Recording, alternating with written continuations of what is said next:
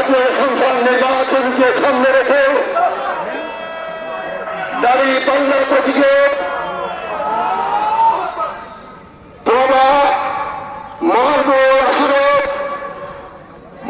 উপজেলা কর্তৃক আয়োজিত আজকের নির্বাচনী জনসভার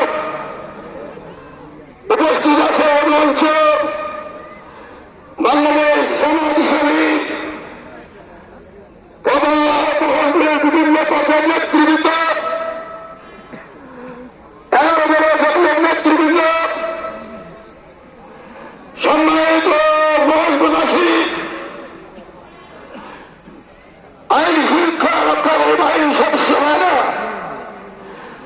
সাংবাদিক ভাইরা, আসসালামু আলাইকুম ওয়া রাহমাতুল্লাহ।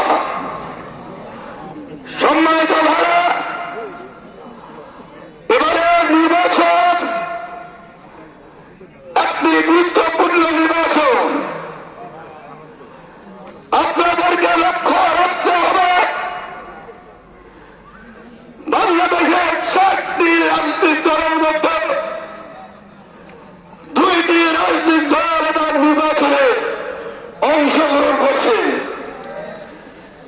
একটি দল তাদের বাস্তব বক্তব্য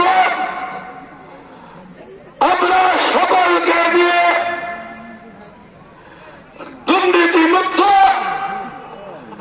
বৈষম্যহীন একটি মানবিক রাষ্ট্র প্রতিষ্ঠা করতে চাই।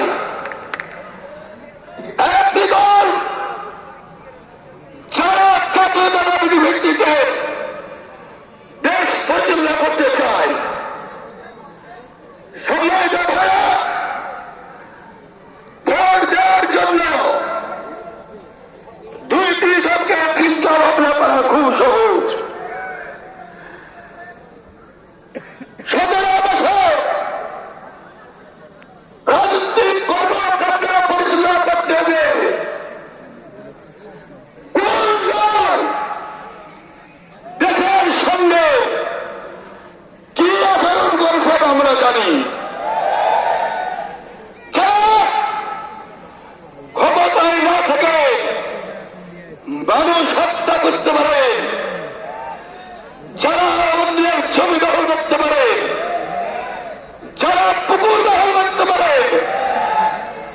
তারা ক্ষমতায় গেলে 1000 বেশি কাজ করবে।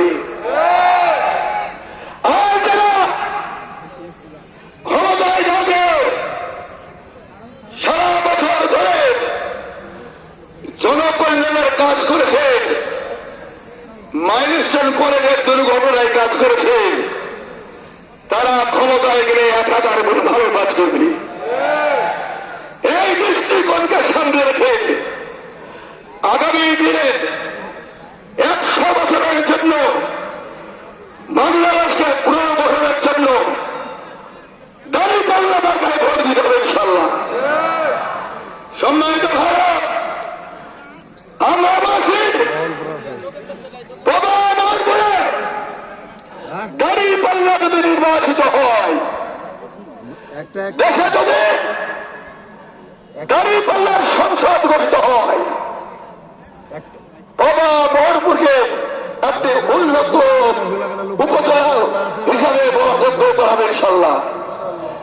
এখানে আমরা ফ্যামিলি কার্ড দিতে চাই না, আমরা কর্মসংস্থান ব্যবস্থা দিতে চাই।